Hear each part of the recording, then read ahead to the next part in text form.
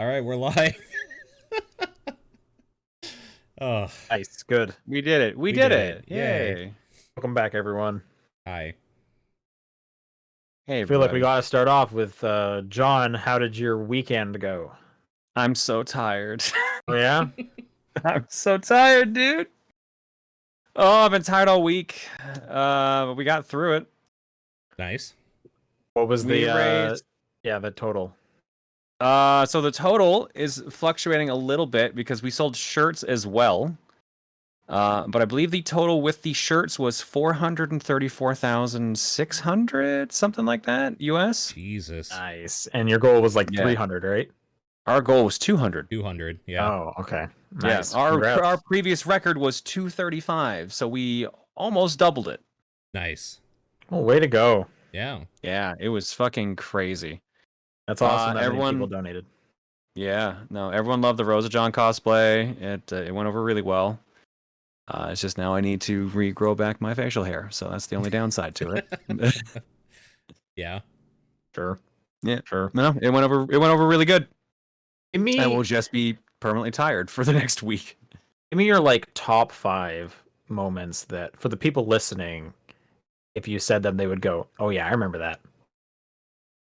Let's see here.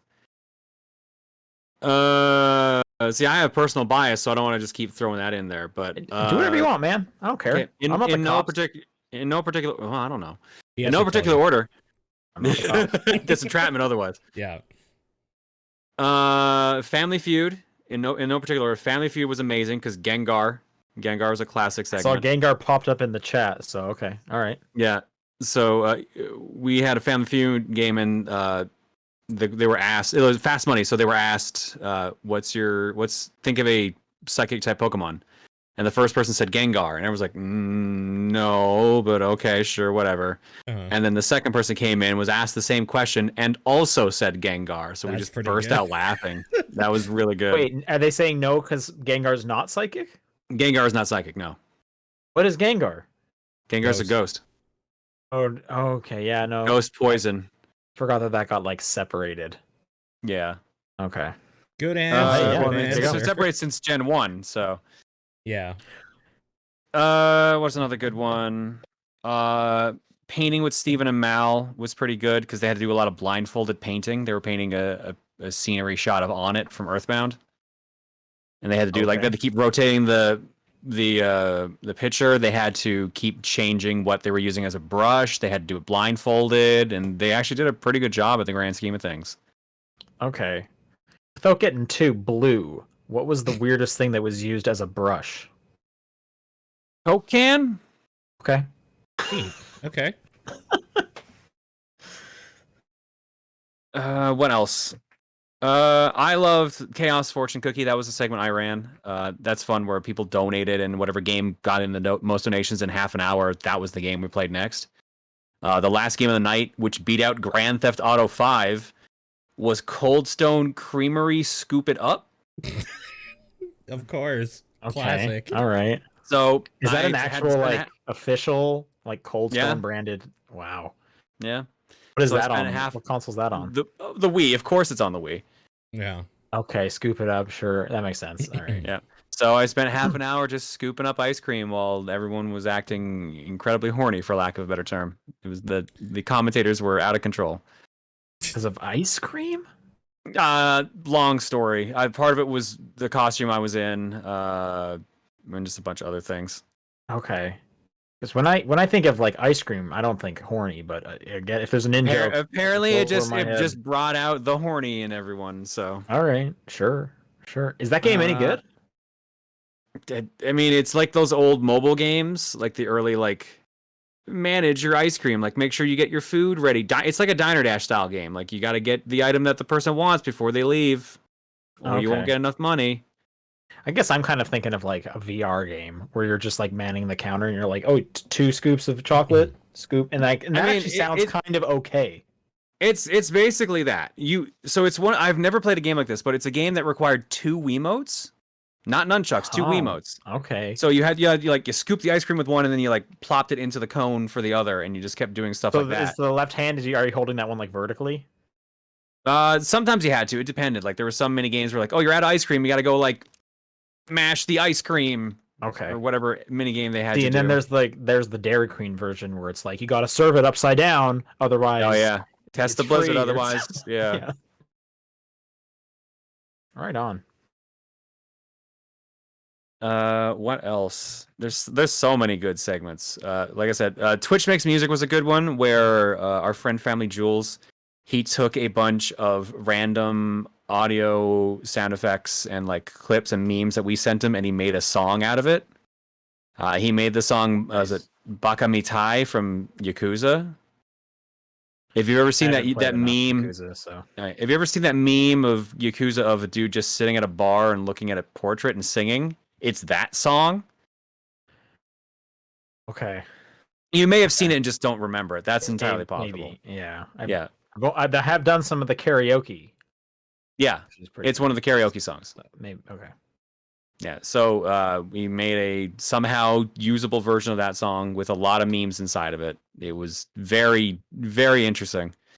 Right on. Yeah, and there's just a bunch of other stuff. We did a custom Mario Party 3 board where people could donate to turn us into AIs, and they did that a lot. It was just a pure chaotic weekend. It was fun. Great. Well, congrats again. Yeah, for sure. Paul, what have you been up to, man? Working. Nice. Cool. I mean, the other things is part of the show, so like. Sure. Yeah. So we'll get to it. Yeah, exactly. We'll get to that. I wanted to briefly mention that I watched Barb and Star go to Vista Del Mar. Okay. That movie's very silly. It stars Kristen Wiig. It's a comedy.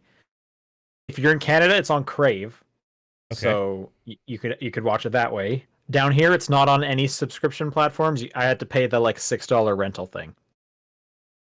It's pretty funny, and I will just say there is a music video moment in the middle of that movie that was so good I watched it twice in a row before continuing the rest of that movie. It's on YouTube. Don't look it up though, because you're not going to kind of get the jokes, and you'll just spoil it for yourself. But if you're looking for a fun comedy, Barb and Star Go to Vista Del Mar is pretty good, and has a great song. This movie poster is ridiculous. All right. Yeah, the whole thing is pretty ridiculous. Yeah, I'm sure. I mean, if you like Kristen Wiig and kind of her comedy, you'll like this. So, again, if you're in Canada, you can get it through Crave. So some people might have that.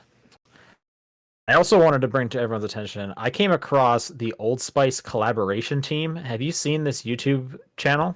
No. Yeah. This thing is incredible. So I guess just for Paul, this group of these, I'm going to just put the link in the chat to this one video.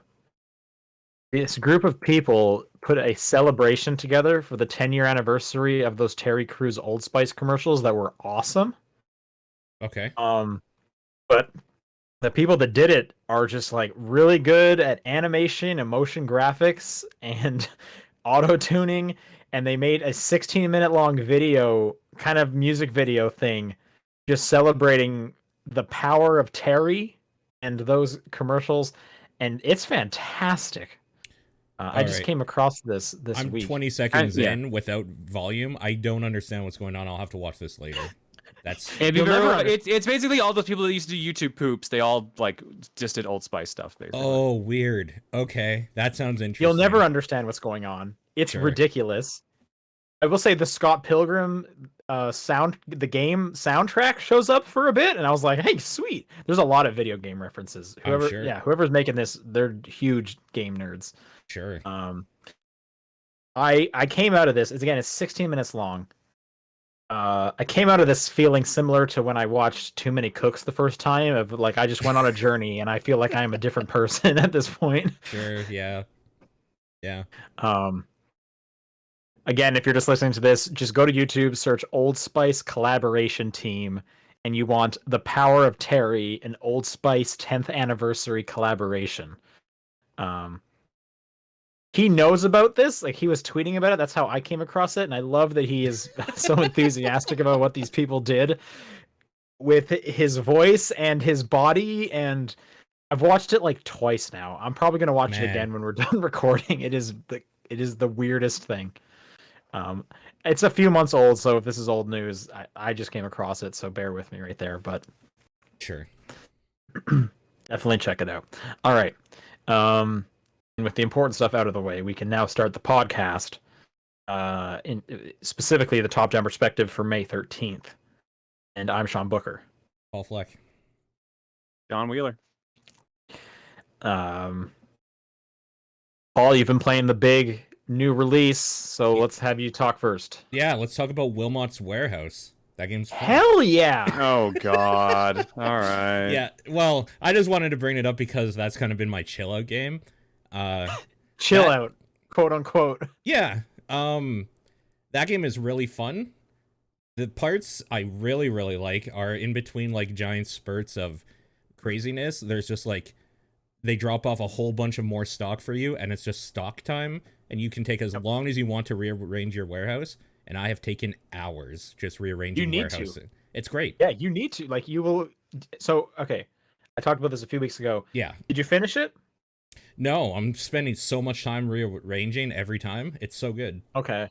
I had to like completely remap my warehouse like 3 times. Yeah.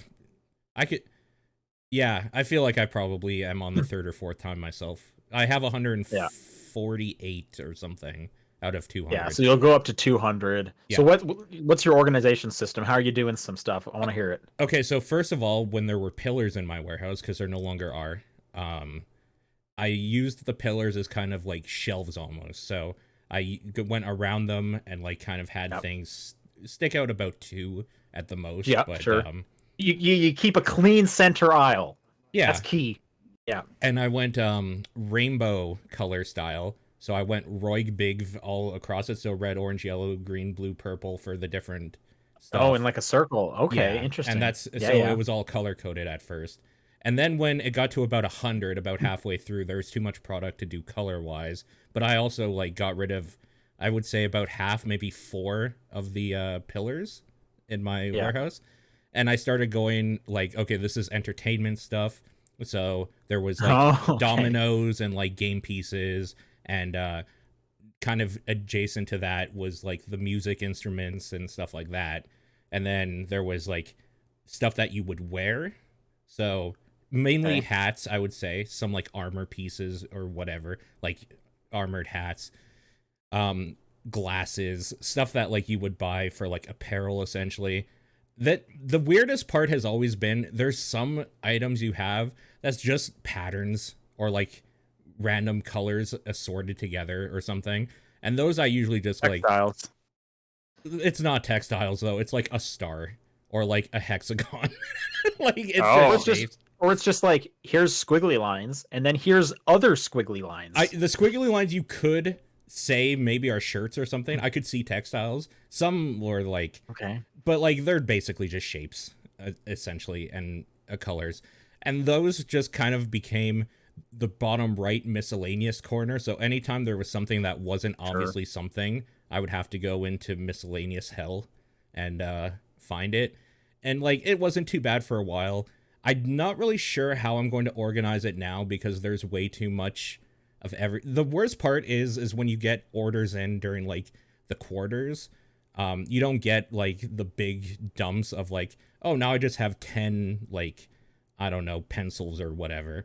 You have like one of everything, and you have to like move them around, and that's when it becomes like hectic because it's like there's just a mess of stuff I have to organize, but my little robot buddy is stupid and is putting them in the like wrong spot, and it's driving me crazy. What's the robot buddy's name again? I don't remember. It has a really good name, but I can't remember it. The robot buddy is kind of an idiot, but he's trying his best. He's so slow though. He's very slow. Even when you speed him up. And you can speed him up, and he's a lot more useful when you speed him up. But also, anytime you go near him, he stops moving, which makes you think he's like embarrassed or something, or he's like, "Oh, I don't want to get in your way." But it's like the fact that you stopped moving, you're now in my way. Yeah, that's happened a few. So there was a time where like I had, I mean, there still is, depending. You have to make like walkways, and those are usually 2 for me. They're 2 squares wide, so I can like pull a whole like just dump full of shit if I need to the thing, because sometimes they're like, we want 10 roller skates, and you're like, okay, well, I need at least to have them 5x5 or 5x2 so I can get through here or whatever. But then like there's also so much product that you need to kind of put them in single lines in some parts, because you'll have like 3 of one thing or you'll have like 25 of another, and it's just like it just becomes such a mess. I was about to say, like, I actually found it easier when they gave me like a bunch of like a little bit of everything, because it's like, oh, okay, I have like 1 or 2 like spaces I can put these into. But when they're like, here's 14 new pencils, it's like, I did not budget a space for 14 more pencils to be beside the pencils right now. Like, what? And eventually it became to the part where it was like, I can't build out into my hallways. I need to make a secondary like pencil area, and just I'm gonna have to remember that. And they keep doing that. That it's like my whole organization thing is like, this is useless.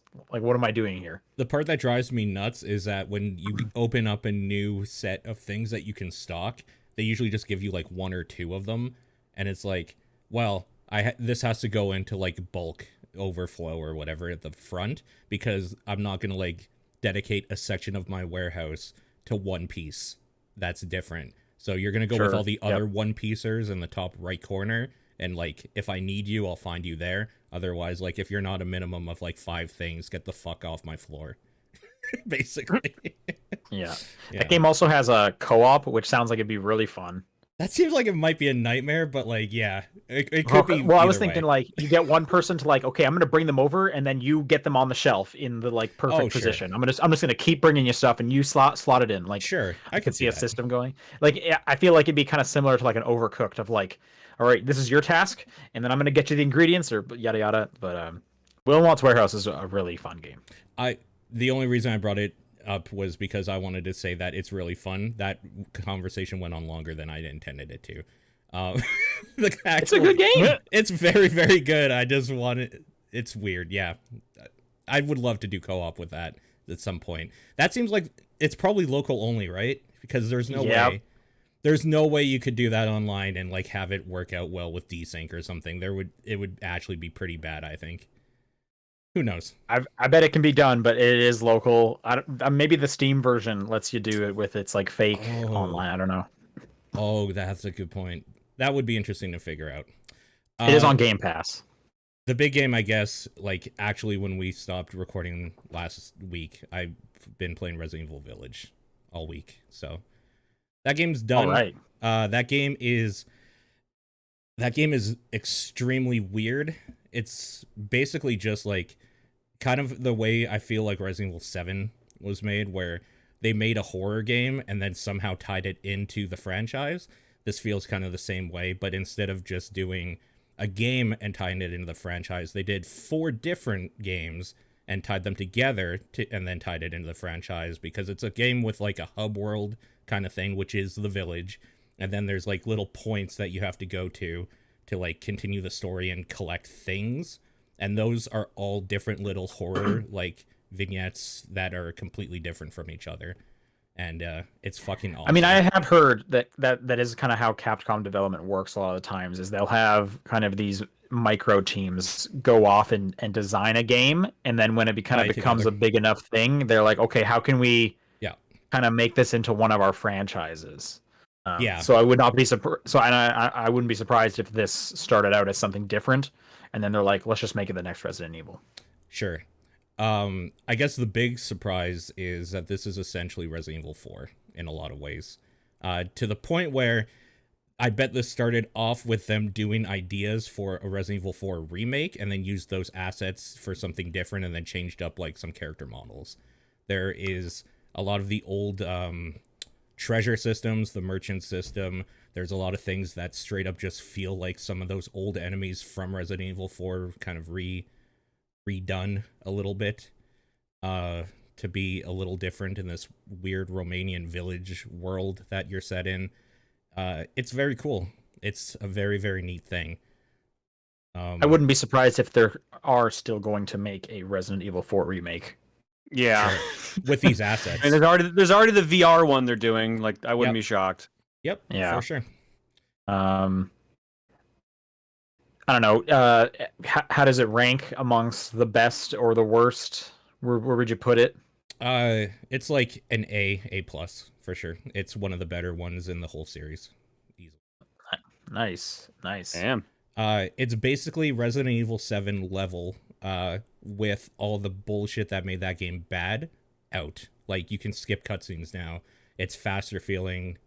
The beginning of Resident Evil 8 is terrible. The first 10 minutes is actually fucking god awful.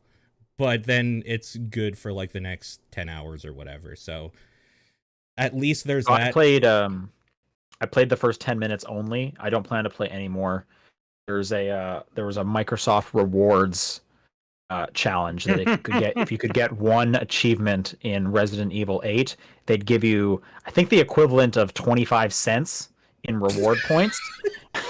Awesome. Okay, I was expecting a little higher than that. Yeah, me too. No, I think 250. I think is 25 cents. And I was like, I've got 10 minutes. So I can tell you that village looks really nice. It's good looking, yeah.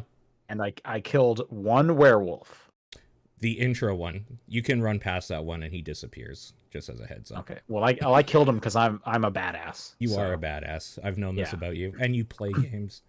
You play? Yeah. Bro, I play tons of games. games. I play games like Resident Evil 8. You play? Yeah. You play, bro? I'm a yeah, so I can tell you it's a good looking game, and I can't tell you anything else. And I'm never going to tell you anything else about Resident Evil. Yeah. Paul, as someone who wasn't hot on 7, is it even worth my time? What is it about 7 that you weren't hot on? I guess. I was just bored while playing 7. You can skip all of the cutscenes in this. All of them. So if having to wait through the stuff in 7 is fucking terrible. Absolutely terrible. There's a lot more combat in this, and it feels good, but like probably not. If you were born in 7, it does a lot of the same things, a lot of the same tropes and stuff like that. And if it was just the fact that you have to like sit around and wait for stuff to happen, that there's still a bunch of that in here, but you can skip a lot of that stuff too as well if you don't care about the story. I would say the story stuff is probably the best part, because they had to find a way to somehow make this tie into Resident Evil 7 with these characters, make it completely different and make sense somehow, and find a way to tie this 7 and 7 back into like the whole overarching story. And did you say this 7 and 7? No, sorry, this and 7. They had to find a way to tie those both games, because this is a direct sequel, into like the greater Resident Evil story, because Resident Evil 7 kind of doesn't. It's kind of almost like on an island. This brings everything together, and the way they do it is fucking bananas and stupid in the best sort of way. So there's that. That's about 8 to 10 hours in, though, and I don't know that, like, if you're not already sold on it, it's worth doing that. Damn it, that does sound tempting. But yeah, maybe I'll try giving 7 another shot. Just I got burned out on it. I was like, I'm not invested right now at all. 7, okay, so there is a part in this game, because there's like kind of 4, like we'll say like arms or fingers off of the village area that are all completely different. One of those is very 7E, where it's very slow, and it's meant to just be kind of a haunted house that you're going through, essentially like a very horror-centric bit with not a lot. The rest are a lot of like something. In one of them you have a like thing chasing you, another one is kind of a weird gross body horror thing, another one is like a weird other thing. Like they do a whole bunch of different There's a big things. lady. There is a big lady. Like, I'm trying to not like spoil anything for people that want to play it. So, but the best way to describe it is the village is just like this kind of open world area, but you're still going to like little parts, and each one is different enough that you might find one you really like, but you might also just not like any of them, because they kind of... The biggest problem with this game is that it doesn't feel really like it's a cohesive thing. It feels like 4 or 5 different projects put together and then made cohesive with a story element, which is kind of what I like. I could see you not liking it, though, if you're like a fan of stuff like from like an outsider's perspective. Yeah. John, are you just not into like the horror side of it? You're more into the action kind of side of Resident Evil? No, I don't mind horror if it's done well. It's just I don't know what it was about 7, it's just I wasn't invested in any of the characters. Like Ethan seemed like a useless character. There's good character work with Ethan here, for what that's worth. He actually feels like a character now. Okay, at least there's that. Yeah. I stopped around the part where you get welcome to the family, for lack of a better term. Like, sure. I sat through the dinner, and I'm just like, wow, I really just don't care anymore. Okay. And I just turned it off. Sure, fair enough. That intro for 7 is great the first time you do it because it's just kind of a thing. It's building up. It's super fucking boring though. It's very slow. That whole part is extremely slow. Actually, where you stopped is where the game actually like becomes Resident Evil for what that's worth. But yeah, I think the problem is like at that point, like I had played Beginning Hour, at least one version of Beginning Hour, so I knew like half the story beats already. So I'm just like, cool. And you've seen that whole house because that Beginning Hour is the same part as the beginning of 7. Like you've already seen what that has. The VHS tape. Yeah. Like the only things I didn't see were the attic because you weren't allowed to get to the attic in the Beginning Hour. That's right. Yeah. Until they added more to the demo.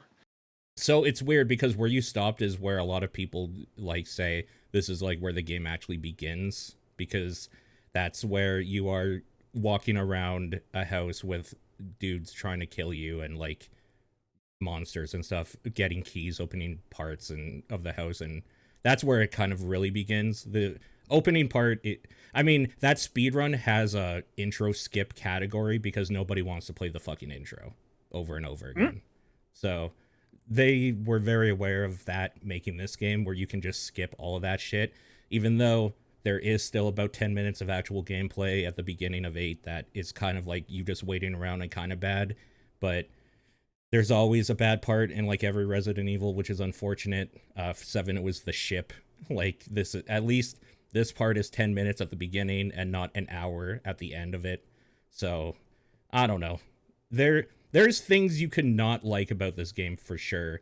If you are a fan of Resident Evil 7, this is like 100% a game you need to play though.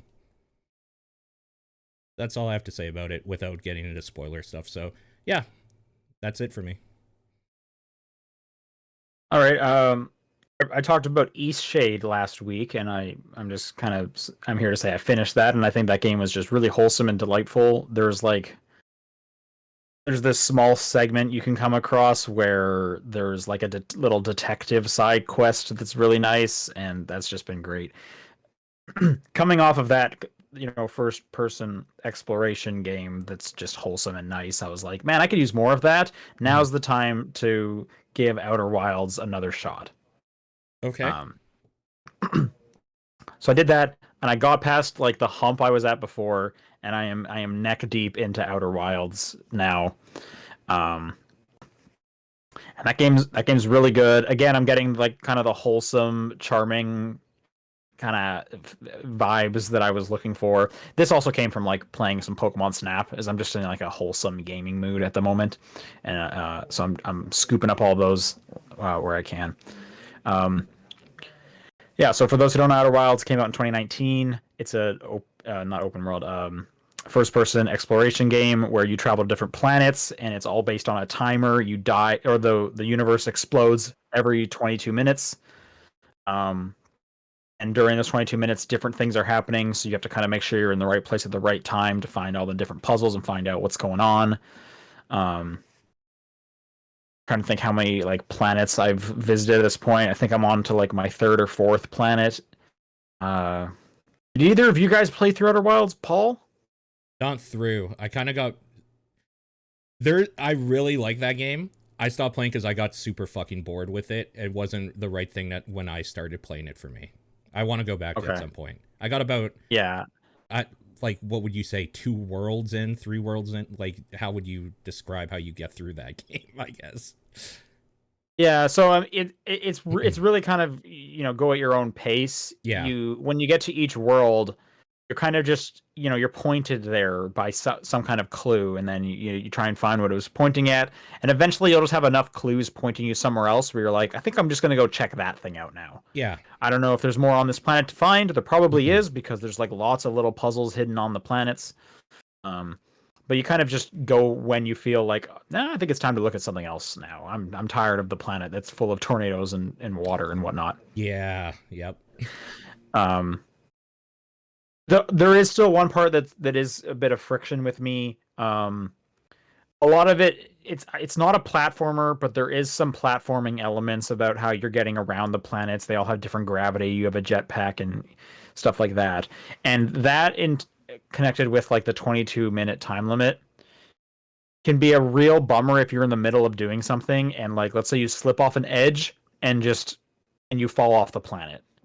Now you're gonna have to like spend like a solid 5 to 7 minutes getting back to where you were so you can continue reading scrolls and ancient texts and stuff like that. Or if the universe explodes, you start back at the beginning and you have to get back out there. And I know there's a whole narrative reason and stuff of why this is all happening. It is still just a bit of a bummer. It's the equivalent of like if you're playing through a Mario game and you die, every single time you die, you have to play the first world again before you get a chance at playing what you were really working on. It's pretty much that every time. So you have to like be kind of really on your shit when you're doing some of these random little platforming segments. Like, for example, there's this one planet called Brittle Rock where the center of it is a black hole. And you have to go under the surface and kind of platform your way around to the different little areas and where the puzzles are. And if you slip off, you just go in the black hole and you end up on like the other side of the universe or the solar system. And there is a way to warp back, but then you still have to like make your way down underneath again and attempt the platforming segment again while that 22 counter is still going. So at some point it's like, well, I slipped off. I only have like 4 minutes before this place explodes. So I guess I'll just sit here and wait or try and kill myself somehow. I actually really wish there was just a kill me button or a way you could like take your helmet off in space, which I don't believe there is. So a lot of times it's like, I don't know, is there a huge cliff I can jump off of? What's the closest thing I can ram myself into? Because I'm literally just wasting time. Well, because at some point you just need like I don't have enough time to do anything. Like so I'll just sit here. Someone is saying there is a kill self button. Please tell me what it is. Oh my god! Out of context quotes. Yeah, just a little bit. Just a little bit. One thing I will say, and this is a little bit of a spoiler. It's not a story spoiler, but just something that's kind of nice that you can come across in the game. So people say you have to unlock it on the water planet. God damn it! Well, I'm not going back to the water planet. I'm done at the water planet. If you so slight spoilers for Outer Wilds. Skip ahead like 3 minutes if you don't want to hear anything about it. But again, I'll put my hand up for video, people, and I'll put it down when you're done. This game is 2 years old. It is not story spoilers. Each planet has an explorer from your home planet, and they're there playing an instrument. And the way you find them, you get like a frequency gun that like you point out the frequency. Oh, I can hear the drums. I'm gonna go chat with that dude. If you go far enough out of the solar system and point your frequency thing at all the planets at once, they're all harmonized together, and you get the full song. And I was like, man, this is so delightful. This is just great. And, I was outside of the solar system because I was doing my best to fly as far away from the sun as I could, so I would freeze to death for an achievement. Yeah. Either way. That was a very dark game every time you just kind of throw that in there. That was a really nice moment. End of spoilers. All right. There you go. So, Outer Wilds is cool. I'm glad I finally got back to it and gave it a real try. It was on my short list of games I wanted to re-get to, so. All right, that's gonna do it for what we played. Let's talk about some news. We got an update on what Remedy's doing with all of their various IPs at the moment. I'll basically just read this little excerpt that they put out there. Almost all of our internal control developers have now moved on to work on onto other Remedy projects, including a new exciting early phase project. The Crossfire team, if you remember, Remedy is working on the single player element for Crossfire. Right. Crossfire X. They're finalizing the single player operations. for Crossfire X and Crossfire HD. I actually didn't know there was 2 different Crossfire things. Anyway, both of these games are launching in 2021. Remedy's AAA game project with Epic Games is soon moving into full production, and the second, smaller scale game continues in full production mode. With Vanguard, our free-to-play co-op game project, we now have defined many of the core elements of the game. Development progresses at a good pace. Internal play testing continues, and we are starting the next phase of closed external game testing. So they got like 3 or 4 games going at once. So much going on. Yeah, good for them, man. Which is pretty crazy because they've, as far as I was concerned, they were like a 1-game studio every like 5 years. Now they've got 3 or 4. That I'm glad to see that. Like, hell yeah. Sure. Remedy is one of my favorite developers. So that's great. We got the Vive Pro 2 being announced and revealed. I guess this is the new top tier headset.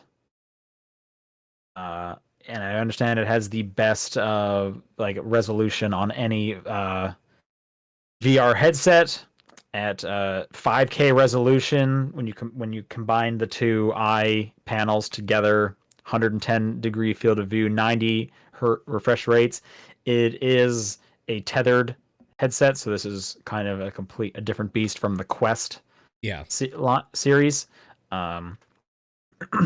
which I feel like is almost like feels like old VR at this point if you have to be plugged into the computer.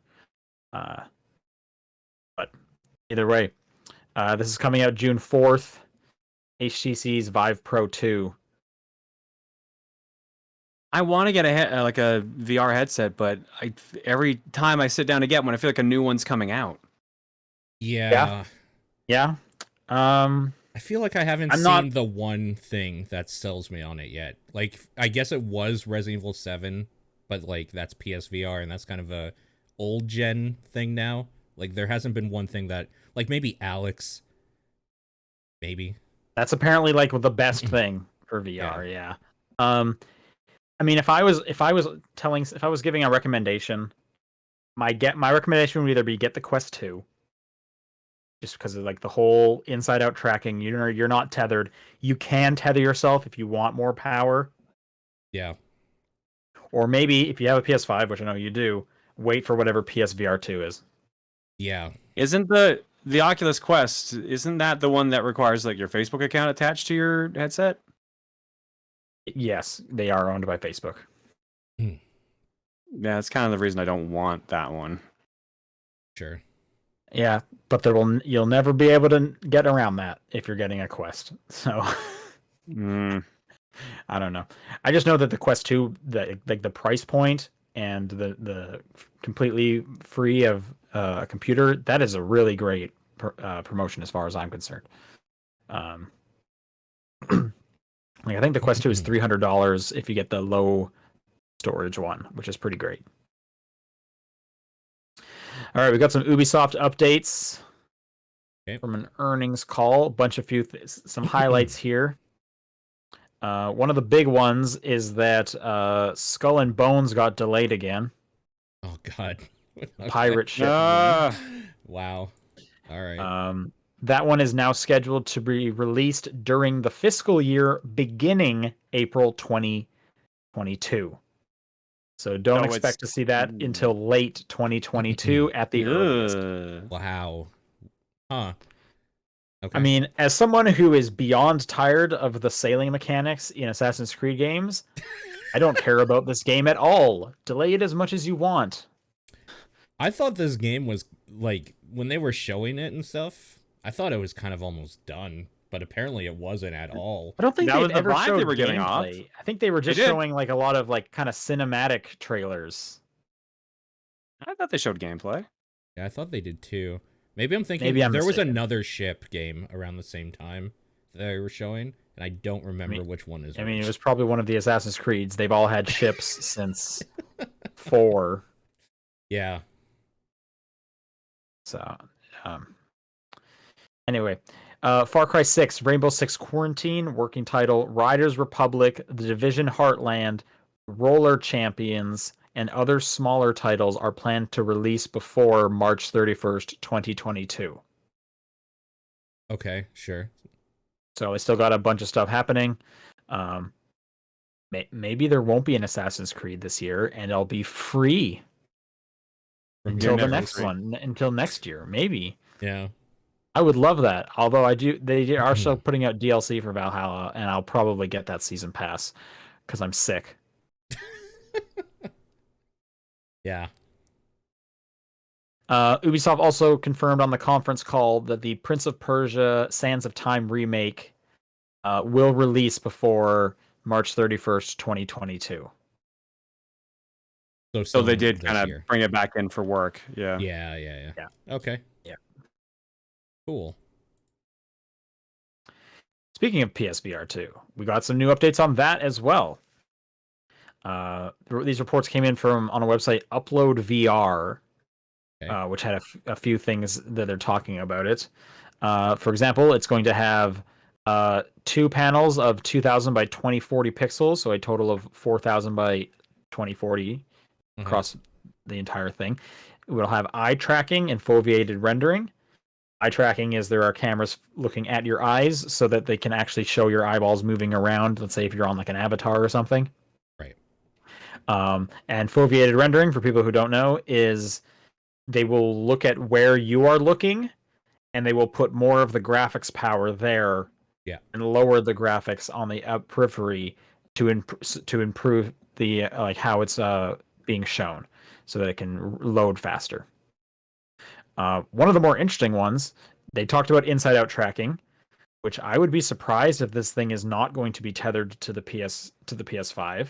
But that would be very cool if it was a standalone thing. And then this one that's not on any other headset, haptic feedback in the headset. Oh God! And I want to ask you guys, how would you implement haptic feedback in a VR headset? Let's hear some ideas. I assume we were talking the headset and not like a controller attached to the headset. Correct. That's gonna make people motion sick. Already, I'm starting to feel sick thinking about it. Like Jesus. I mean, VR already makes some people motion sick. I'm assuming a lot of this will be you'll be able to turn this kind of stuff off for sure. But I ask you, as armchair developers, how would you try and implement it? Like, there's a rumbling on a car as it's revving up. There's a scene where you or a character is taken to the electric chair for execution, and it does like weird little shocks on your head. You can feel like you being slid across the ground. Yeah, slid across the ground is a good one. Yep. I think this would be fucked up with a horror game. Totally. Yep. Like, what if you're just playing and all of a sudden there's spiders something just taps you on the back of the head? Oh God. Oh, yeah. I hate it. I hate that. I actually hate it. Like I have a rule at my house: if someone's in a VR headset, you are not allowed to fuck with them. Like, this is non-negotiable. For this exact kind of reasons. Yep. The only thing I could think that might be kind of cool is maybe like vibrating a car crash. Like, it'd have to be light. No matter what it is, it would have to be a light vibration, because the last thing I want is something smacking me in the temple as I'm playing a video game. Yeah. Oh man, weird. I hate it. Yeah. It's going to be so hard to do that well. It's going to be so hard to do something like that well. Honestly, I kind of think they shouldn't waste money and time into it. But whatever. Sure, we'll see what they do. I hate it as well. I don't like it at all. Yeah, who knows? We'll see it. As I'm reading more of this article, it sounds like inside-out tracking is not actually confirmed. It's the person was saying they would like it. Oh. It is not confirmed whether or not it's going to be inside out or if there will be a cable. Sure. So we'll see.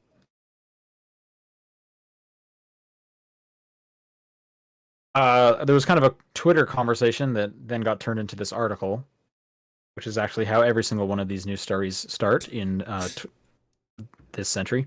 Yeah. Anyway, Microsoft came out and said that they have never made a profit on selling an Xbox console. I believe it. even near the end of the console's lifespan, when they can lower prices and they come out with a revision, none of them have made a profit for them, which is pretty crazy to think about.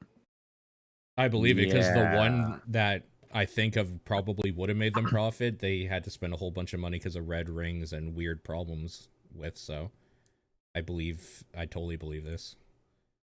Yeah, I guess the 360 was the one time they were in the lead, sure.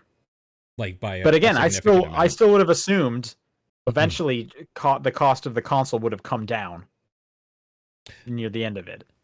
Apparently, that is not the case. This probably is just like because of the generation we're in, and just like every few years there's like a pro model or a new model. Like they're probably constantly in development, which is why. Yeah, their R&D costs must be through the roof. Yeah. It was also we mentioned a week or so back that Xbox was maybe looking into cutting the revenue share price down from the current 30% on Xbox games, and Microsoft came out and said we don't have plans for that. Apparently, one of the reasons they do not have plans for that is because that's one of the best ways they're making money, because their consoles are not making the money. Oh, sure. Which makes sense. Yep. Yeah. For sure. Yeah, just kind of an interesting tidbit. This also came out because of the Apple Epic trial. Sure. All right. We got a little bit of an update on Final Fantasy VII Remake Intergrade. I guess the final trailer came out. This was just kind of interesting. There's a little blurb on this that says available on PS5 at least 6 months earlier than any other format. How is that not a definite time frame? I mean, I don't know. Sounds like they're porting it, but they haven't finalized the ports. I guess maybe, that just seems so weird. Wouldn't that have been figured out by this point?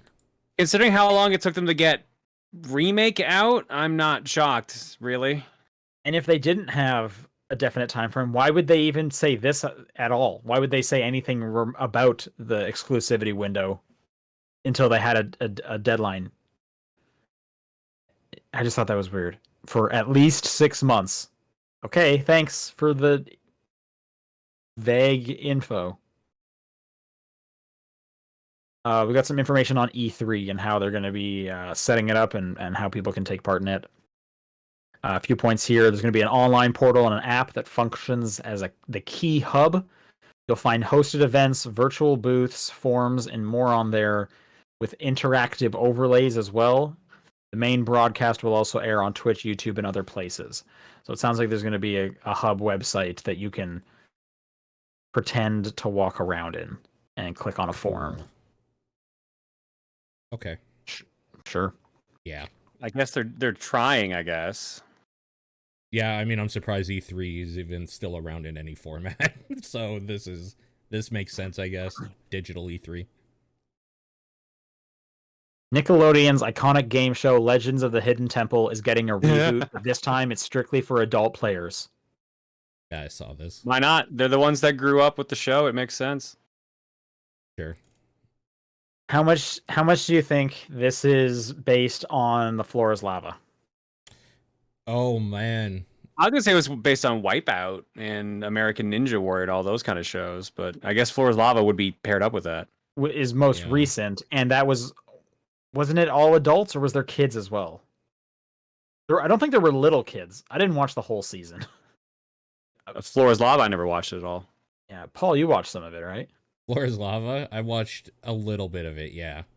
Yeah, I don't remember there being little kids, but I think there was like teenagers. The youngest like couple or whatever I saw was like, I think in their 20s, but that's all I saw. Anyway, when I saw this, I was like, oh, it's because Floor Lava went crazy last summer, so that's probably why they're bringing this thing back. I don't know, you guys excited? I have no nostalgia for the show. Yeah, I never watched it. I don't give a fuck about the show at all. Okay. Well, maybe you can start. Yeah, I hope so. Maybe you have some nostalgia for Zombies Ate My Neighbors and Ghoul Patrol? I do. I do, yep. Yeah. It's coming to the eShop at the end of next month, June 29th. Kind of a weird out of nowhere release. But they were smart and they bundled Ghoul Patrol with Zombies Ate My Neighbors because everyone remembers zombies. Barely anyone remembers Ghoul Patrol. Totally. Yeah, I've never heard of Ghoul Patrol, but I've heard of zombies. Is this a bundle? Yes. Yes. Okay. And it's coming out on everything with PS4 and Xbox, apparently, as well, and PC. Well, what is the reasoning why they're bundled together? How are they connected in some way? Same characters. Yeah. Oh, okay. Is one like a sequel? Yeah, Ghoul Patrol is supposedly a sequel or prequel to Zombies Ate My Neighbors. Okay. But like, Ghoul Patrol is not as good for some reason. It's weird. Like they tried to like change things up, and people just didn't like it nearly as much. I remember this game. I don't know if this was because I was a child. I remember this game being very difficult. Oh, Zombies Ate My Neighbors, very difficult. Still? No, that's not your imagination. It's actually a hard game. Yeah, I remember it being. What about Ghoul Patrol? I played like 10 minutes of Ghoul Patrol. I never owned it. I rented it and I didn't love it. Yeah, Ghoul Patrol is like a rare game, so it's hard to come across. And if you emulate it, that's probably the only way you've played it now. Like I said, I didn't like it as much, so I never put the time into it. But as a kid, I beat Zombies Ate My Neighbors. It was a lot of work, but I beat it. Well, now you can do it again, June 29th. Hooray! Or I could just pop my cartridges in. I wonder if they're gonna do online. That's one thing I'm curious about, because online would be a great way to play that co-op. But something tells me they're not going to commit that much to it. This says single player on the Steam page only. That's a bummer. Did it have multiplayer before? Yep. Yeah, I feel like if they were adding multiplayer, that would have been in part of the marketing. Oh, wait. Two-player mode. Play the game with two-player local co-op. Oh, never mind. Damn. Yeah, I figured as much. I figured that was a big ask. Maybe this. I'm surprised they're doing this at all. We'll do it. Oh yeah, no, Steam Remote Play will do it. Yeah, that's true. All right, that's it for news. Let's do some questions. If you would like to send a question in, it's topdownperspective@gmail.com, at TDP Podcast on Twitter, the Discord channel, or John's P.O. Box. Which you can find the address to somewhere on the internet. This first one comes in from Kevin, who says, what are some of the most charming non-Nintendo games? Little Big Planet. Sure, yeah. Okay. I mean, I've been playing some charming games lately. Eastshade's pretty charming. Outer Wilds is pretty charming. Outer Wilds, yeah. Does Boyna's Blob count? It's not first party. Oh, yeah. Yeah. Okay. Yeah, that's not made by Nintendo. There you go. That's one of the most charming as far as I'm concerned. Shit. All I can think of is Nintendo games now. Hold on. A lot of them are Nintendo games. A lot of them are Nintendo games. I guess the Ori games are pretty charming. They can get real hard and they get dark as well, but there's definitely like some real charming elements to them. I mean, for me, it's probably Undertale. I love those characters so much. Okay. That gets real dark too, though. Sure. I found Cuphead charming in its own way. Oh my god, I feel like there's an obvious answer that I'm just can't think of right now. Are you trying to think of Halo? Because I would disagree. I am not thinking of Halo. No, but now that's all I can think about. Ratchet and Clank's kind of charming. Sure. I mean, I don't think of it really that charming. I found Bugsnax charming. I thought that was fun. Bugsnax is charming. Yeah, sure. Yeah, until you get to the twist, but yeah. The characters are charming. Yeah. Yeah. See, now it's just hard. It's like, can you think of one that's charming the whole way through that doesn't have like a dark ending? Like I said, A Little Big Planet. Yeah, Little Big Planet. All right, maybe an easier way to think of like, okay, what's the Nintendo game, and then what's the game that tried to rip it off? And now I'm thinking Temtem is charming. Yep. Yeah. Yep. I was trying to think of an Animal Crossing ripoff. I guess Stardew Valley. Oh man, yeah. Stardew Valley is very charming. I was trying to think. There's a whole bunch of Animal Crossing ripoffs. In fact, I saw like a trailer this week of something that looks extremely Animal Crossing ripoff, and I cannot remember what the name of it is. But that was making the rounds a bit. Harvest Moon, Animal Crossing ripoff. Sure, yeah. Or vice versa, maybe. Harvest Moon was probably first, wasn't it? Harvest Moon was definitely first. Yeah. Super Nintendo game. Oh, I didn't know it was Super Nintendo. I thought they were both N64. Nope. All right, next question from Cody. Which console UI do you like the best aesthetically, and which do you like best functionally?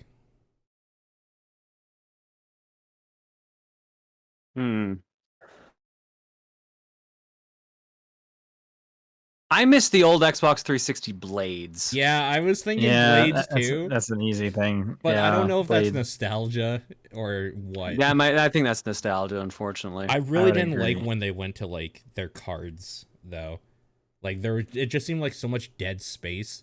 Oh, you mean the new Xbox Experience? I think that was the official name of it. What it was everything you actually wanted was in the middle of the screen in like a 500 by 500 pixel area. The rest could be advertisements. So that's why they did that. And they overdid the advertisements. They did. Just give me the Yari game, man. The Yaris game. That's all. Yaris. Yeah, the Yaris game. Yaris is great. I love that Yaris showed up on that list of free-to-play games that Microsoft released like 3 weeks ago.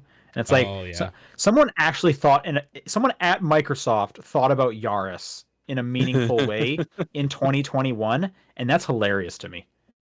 Yeah. I really liked on like the 3DS just having folders where I could put all game, like making a folder with like a certain making a folder was kind of cool. Yeah.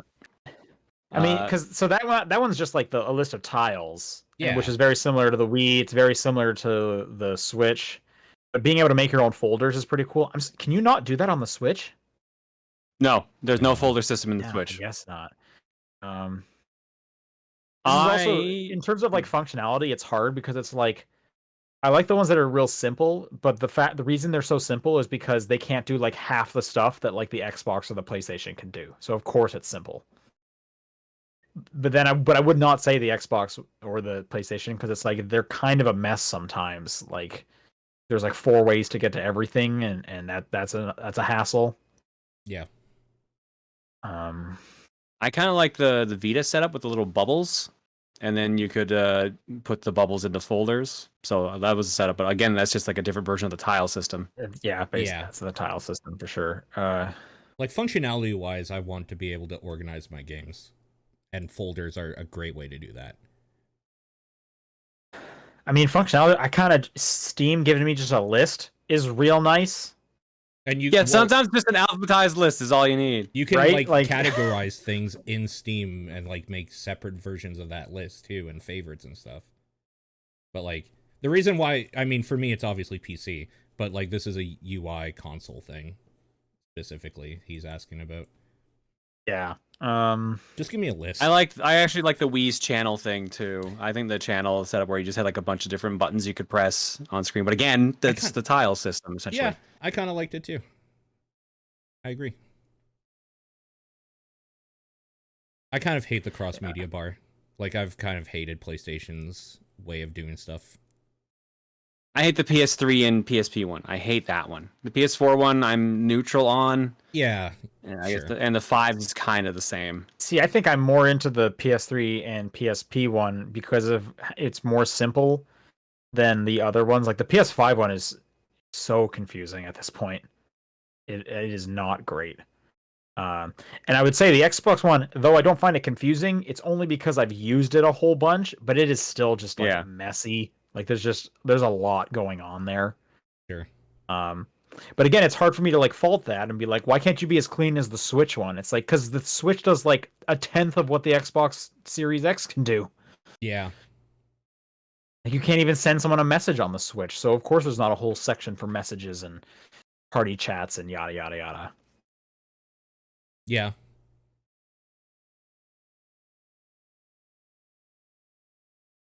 All right, John, you want to read this next one? Rasterman writes in and says, so during the weekend, it was reported by various media outlets around the world that the debris of a recently launched Chinese rocket entered the atmosphere and crashed into the ocean near the, is it Maldives Isles? Yep. Yeah, Maldives Isles. More so, during its crashing course, there was a stream tracking its trajectory with more than 30,000 viewers reacting, discussing, and betting on where it would land. Now, if the rocket had landed in your house, how would you have reacted and what would you have done afterwards? I would have sued. I probably would have been dead. Or that. I was home during the weekend, so Most of us were. It's a pandemic still. Yeah. Honestly, I've been looking for a reason to get a better apartment. Maybe this is the kick in the butt I need. Yeah. If I could have a different apartment, but I didn't have to deal with any of the finding out the place, making sure it's good, all the moving, I would just do it. Totally. Yeah. I'm with you. But it's right now I'm comfortable. So I'm good. Yep. I'm happy here. Yep. Same. Suku says, Alien or Aliens? I mean, one's an action movie, one's a horror movie. Do you like action or horror more? Oh. We're asking you that. We're asking you, Paul. Alien or Aliens? Aliens is funner. I'll go with that one. I've watched it multiple times. Both of them I've never seen in full, but I've seen enough pieces. I would probably go with Aliens. Sure. And I've only seen a bit of Alien, so I have unfortunately seen all of Aliens 3 or Alien 3, so sure. It's a weird movie. It's a fucking weird movie. I've only seen Prometheus all the way through, so that's my answer. Oh man. All right. Follow-up question: if Konami ever decided to make games again, what would you want in a modern Castlevania 3 remake? Called Bloodstained. It exists. Yeah. Yep. I don't think I need it. I was trying to remember when we did the Konami collection, or was it the Castlevania collection? What was the one we did for TDP Plus? Anniversary Castlevania collection. Okay. Was 3 the one I liked the most? Yes. No. You liked no. Oh my god, which one? I'm trying to remember which one you liked the most. You hated the first two, which we knew would happen. Yeah. We're talking Castlevania? I don't think he liked Super. Did he try Symphony of the Night? I like Symphony of the Night, but it was one of the older style ones that was a bit better. Like they made it faster or something. Rondo? Castlevania X? Dracula X? Dracula X doesn't ring a bell. Is that on the list? Is that in that collection? Classic Castle? You weren't in the Kid Dracula, were you? It might have been Bloodlines, Castlevania Bloodlines. I think it might have been Bloodlines. That sounds familiar. That's the Genesis one where you had to do with the spear. Yeah, I think I liked that one the most out of them. Yeah, that makes sense. That's a pretty good one. Okay. Yeah, for sure. So you would just want that again, but No, I'm good. I don't really care. Curse of the Moon is exactly what I wanted if they were gonna do a remake. So Shadow Complex is I do that. Sure. Just make it Shadow Complex 2. If only. With vampires, I guess. Where are we? BGC Kenny. My friend recently told me he finds it hard to buy video games for me as gifts because he has no idea what I don't like. This is something I don't understand. Do you understand it? If not, how are you confused by this?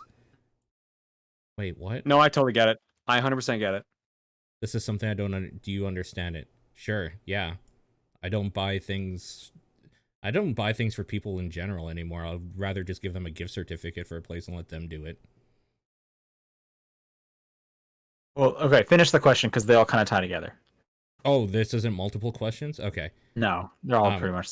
Do you understand it? If not, how are you confused by this? More generally, how would you go about picking up video game gifts for your friends? I really don't anymore. If they've got a wish list, that's when I give them it. That's about it. Yeah, wish list is a good way to do things for sure. I'm trying to think. I don't think I really buy video games as gifts for people. I don't either. And I do off Steam sales usually. Okay, I can see that. And the reason I typically don't is most of my friends they don't play a ton of games. So they're gonna pick up the few games each year they're gonna want. They're gonna want the new, whether it's I play the new Call of Duties or I play the new Mario games. Like that's fine. They're gonna get that. I can't really think of any scenario where I'd be getting them something that they don't really know about. Right. So like the times I have bought gifts for my friends that are video games, it's because I wanted us to all play together, so I get a 4-pack like of a thing and like give out the other copies. Or they have literally said, man, I can't wait for this game, so they already know about it, and then I get it for them. Like, I don't just randomly say, you should play this, because that seems ridiculous to me in a weird way. I think the only time I could see myself doing it is if it was one of my few friends that's really into games. Yeah. To the point where it's like, oh, no matter what I get them, they're going to be happy because they got a video game, because they just play so many video games. Sure. Then I would then say, maybe I do know what you like, maybe you don't. I'm assuming they like it quite a bit if they're pretty into it. So it'd be more of a thing like, hey, I really like this game. I bought it for you, and I want you to try it out. And it's more of like I'm sharing something that I really like. And obviously, I think they're gonna like it in some capacity. I'm not gonna get them like a racing game if they never play racing games. But it would be more like, I think this game's really good. You haven't heard of it, but so check this out. And to answer the question about how come they didn't want to get me a game because they didn't know what I didn't like, they just don't want to buy you a bad game. That's all that is. Sure. Yeah, I can see them just being like, I don't want to waste my money. I don't know if you're gonna like this. Yeah. Steam wishlist has made this not a problem for me. If I see, for most people I know too, wants a thing, yep, you just buy it and then send it to them. Well, I'm assuming the friend does not have Steam. Like, it's probably someone who's not really into games. Then and they're like, oh, well, I'm gonna buy. Done. I'm buying VGC Kenny something. I know VGC Kenny's things is video games, but I don't really know games. I feel like if you got a friend that's not that into games, then why are you buying them a game? Exactly. That's where I'm at too.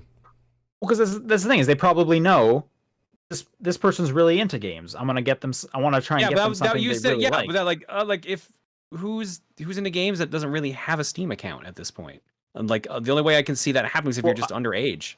Well, what I'm saying is the person buying it doesn't have a Steam account, so they have no way of knowing about the wish list or accessing the wish list. Oh, I see. You can access that just from your browser. I don't even think you need a Steam account to do that. Okay, well, okay, here's an example. I'll think about my girlfriend. I'll put myself as the example. I'm obviously into games. Getting a game would be something good for me. She clearly knows that, but she doesn't know games. She doesn't even know about a Steam wish list.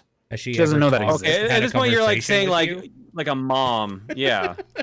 Like, not about Steam wish lists. No, but I'm not going around talking anything about that you might want. Like, at some point, just ask your fucking friend what they want. Yeah. Like, even my mom was like, hey, I know you like Castlevania, so I'm going to get you a Castlevania game. Is that okay? Sure. You just have a conversation. Yeah, this is the thing that happened.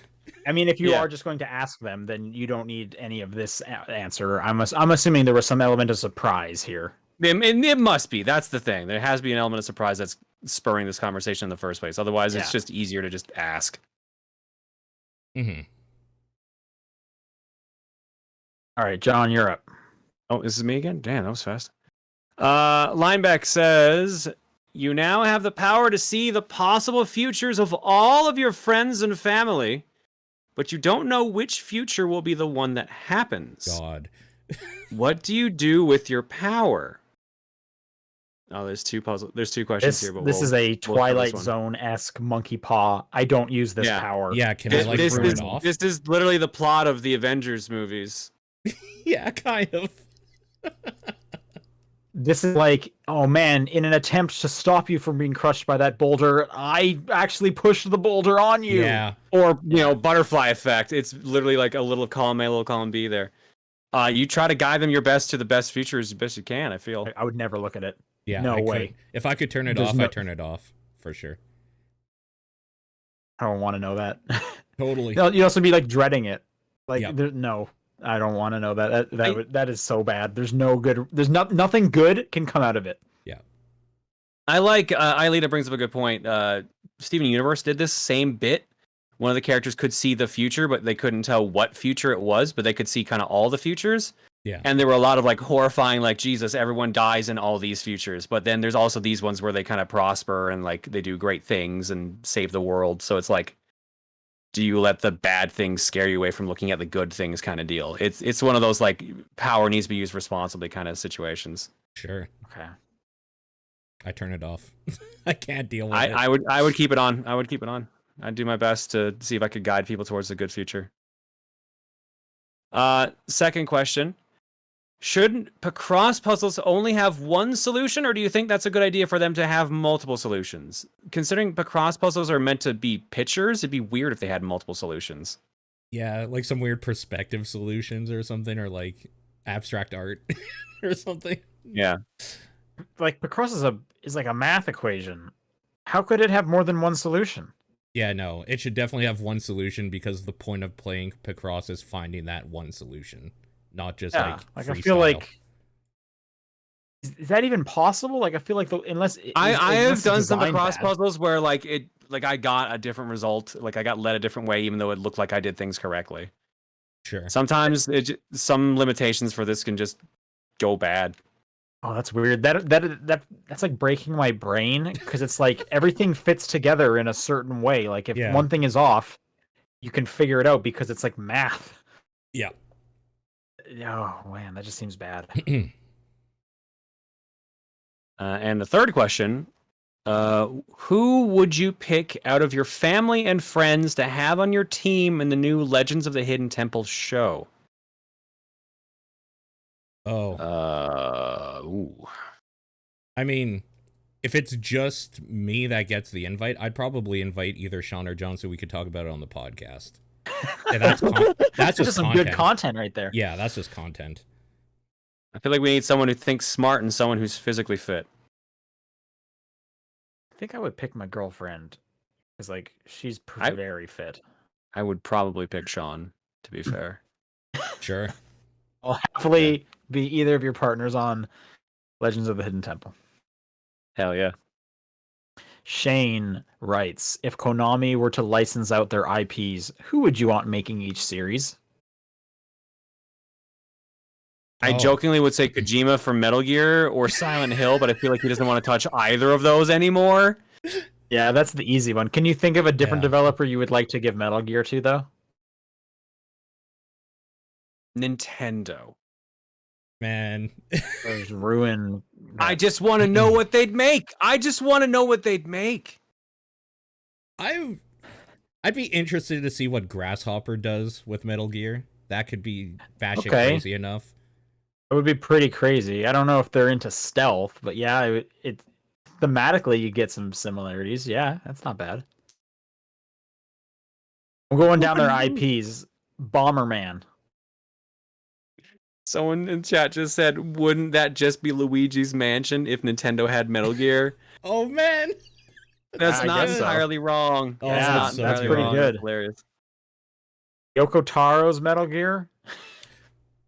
That'd be pretty good. I think Yoko Taro really could do some cool stuff with Silent Hill. Sure. Either one. Yeah. A Bomberman. Who would you give Bomberman to? Nintendo seems like an easy fit for that. But I think that's Nintendo. They can't do multiplayer properly, and I would want multiplayer. Okay. To be fair, right now barely Konami and Hudson can either because the online for R was bad. Yeah. When was the R Online coming out off of Stadia? When was that supposed to happen? I mean, I've been waiting. I have no idea. I have no idea either.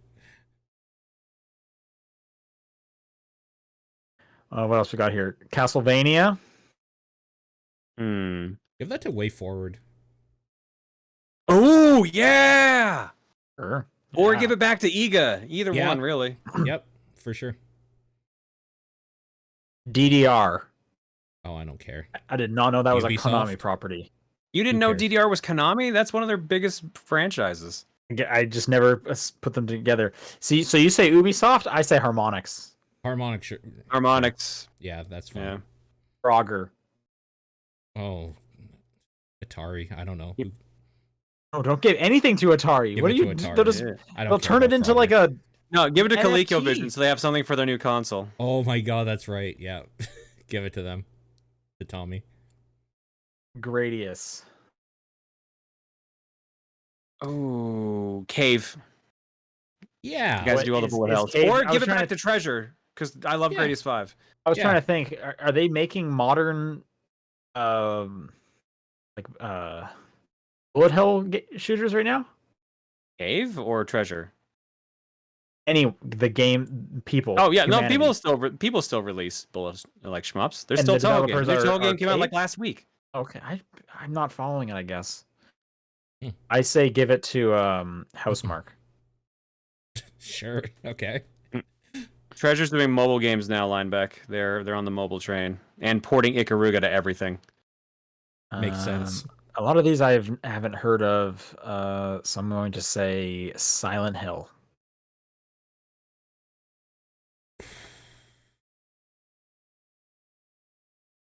Man, I would maybe the Amnesia devs. I would love to see what Bloober Team does with it. Oh yeah, okay, sure. What is the Amnesia devs? The Chinese room, is that what they're called? I so. Do not remember their name. Yu-Gi-Oh. Oh, I don't know. Wizards of the Coast. Just to piss off the Magic nerds. That'd be so funny. Sure. Okay. Who did that deck building game? Slay the Spire. I would like to see a deck building Yu-Gi-Oh game. That would be a completely different game. Yeah, but they did that all the time. Like Yu-Gi-Oh did that all the time. So it's true. One time it was dice. Yeah, no, 2 times it was dice. Oh man, I didn't see that follow-up anime. Zone of the Enders. Oh, I feel like give that back to Kojima so I we would can just give do something with it again. Yeah, for sure. 100%. Okay. All right. Whose turn is it? I don't know. I think it's Paul's. That was mine. Those were all mine, I think. Those were all yours. Oh, yeah. Okay. Yeah, that was Sean, so it's Paul's. Yeah. Decoy Troy writes, since Google Stadia is, shall we say, not quite meeting Google's expectations, are there any other major companies that you think could make it in the video game industry, either as a console maker or an online store like Epic? I feel like online store would be pretty easy. You just got to throw enough money at it. I mean, Amazon as an online store would make sense. They have an online store. They're used to e-commerce. They have all the security behind it. They could literally do it.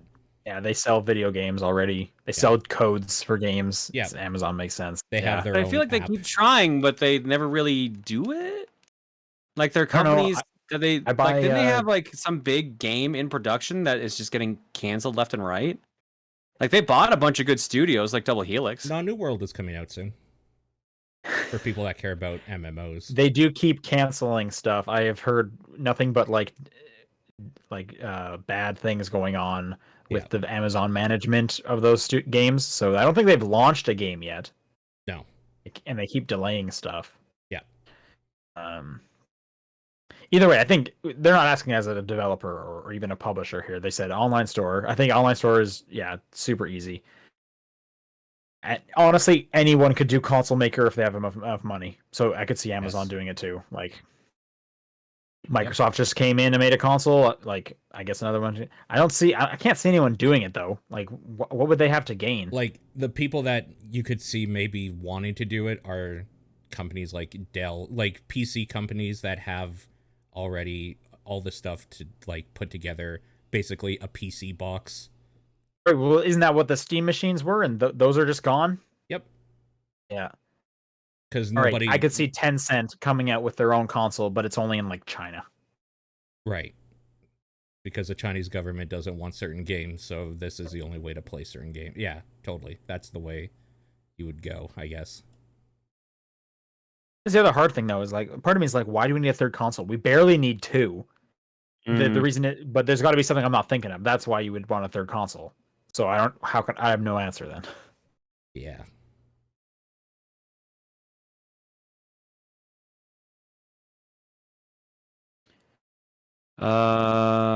Riptide says Hisashi Koinuma was asked what franchise he would love to make a Warriors game for, and he answered with Mario or Star Wars, but confess that the company hasn't had the opportunity to collaborate with these IPs yet.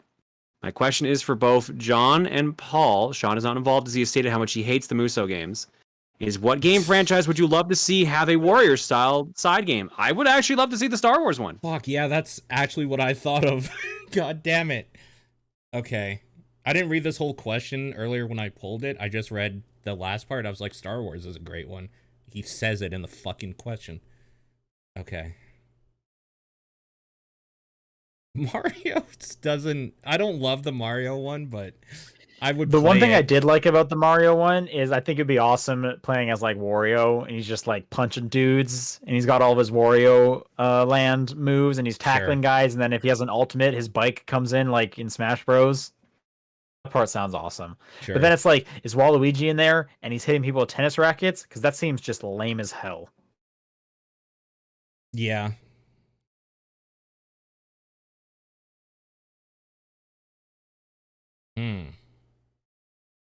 Again, Pokemon seems like an easy one. Pokemon's an easy one to do for sure.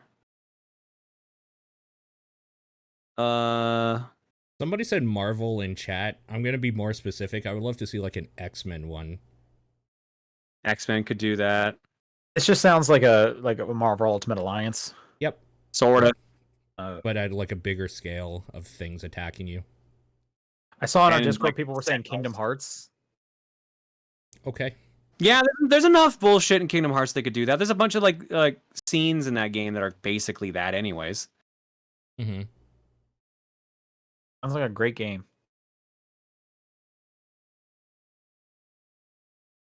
Star Wars is the answer, though. Yeah, Star Wars would be cool. Yeah. Dragon Ball Z.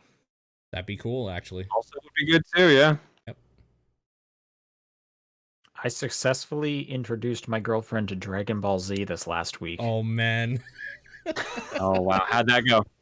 We are like 20 episodes into it. She is into it. Like, holy shit. Nice. The dream. Yep. All right. Here, our final question from Hebrew Lantern. Speaking of video games, which is great. We just were. What vampire from any medium would win a battle royale?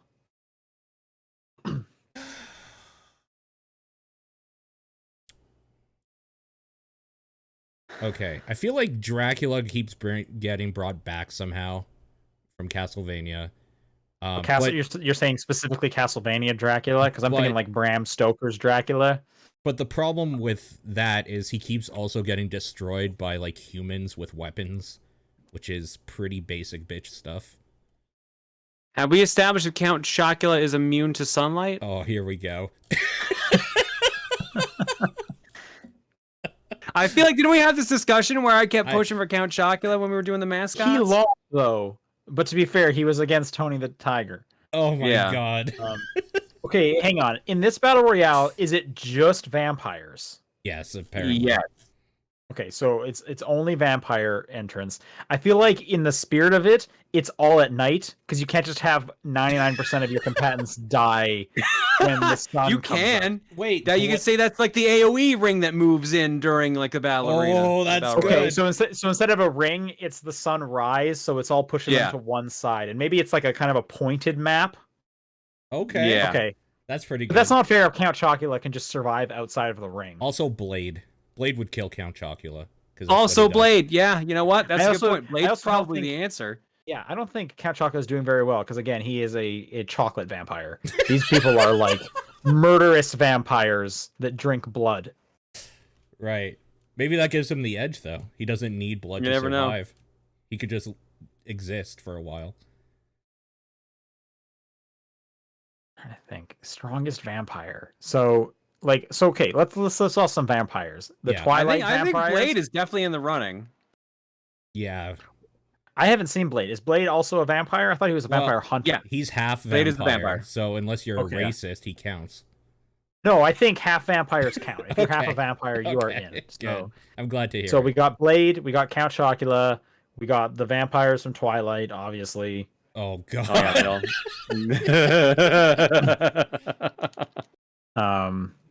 We got Castlevania Dracula. Sure. Right? I feel like we have just OG Bram Stoker's Dracula is in there. Yeah. Let's throw in some wild cards. Count Duckula. Sure. That's a vampire. I need like a list of vampires. I just looked up a list of vampires. There's what do you got? Of course, there's a list of vampires. Well, there's 3 lists here: list of vampires, list of vampiric creatures, or list of. Okay, we also got My Little Vampire. Yeah. What? Okay. Oh God. Oh my God! There are so many in the vampires. Addams Family? There's too many. Oh God, there's too many vampires. There's so many. I don't want to deal with like literary. Where's like movie vampires? Film and television. Oh God, there's so many vampires. There you go, Grandpa Munster. There's a vampire that's gonna win a fight. Okay, I'm just gonna Google who is the strongest vampire. Yeah, let's see what happens. It's gonna be Dracula. Most powerful vampires in fiction from Quora. Really? Oh, I have an official ranking here from CBR, the 20 strongest vampires. Oh God. Officially ranked, all right? Let me skip ahead because it starts at number 20. Give us the top 5. Who's top 5 in this battle royale? Alpha Vampire from Supernatural. Don't know, but sure. No. Okay. The Master from The Strain. Okay, are we gonna know any of these? Klaus Mikkelsen from The Originals is number 3. Okay. Okay, Lestat, the vampire Lestat is like one of the most popular vampires. He's number 2. I don't know who that is either. He is the Vampire Chronicles Interview with the Vampire movie. He was the Tom Cruise guy. Okay, right. But he's basically like the Anne Rice vampire that she writes about in fucking everything. All right, who's the top vampire? Dracula. Okay, it's just Dracula. Yeah, like of course it's Dracula. Why are we expecting any other name there? I don't know. Yeah. So it says here, although they tend to, about his powers, they tend to vary from story to story. He possesses super strength, super speed, ability to shapeshift, and the ability to seduce anyone. But it says here he's typically defeated at the end of each movie. But like he always comes back, so I don't know. He would probably. Remember when Leslie Nielsen was Dracula? I do. Yeah. They come back for the next round, like. Yeah. Battle Royale. Yeah, but it takes like Castlevania Dracula takes 100 years to come back, so I feel like that's a long ass round of waiting. Yeah, true. Yeah, well, as the legend tells, once every 100 years, the Battle Royale will commence.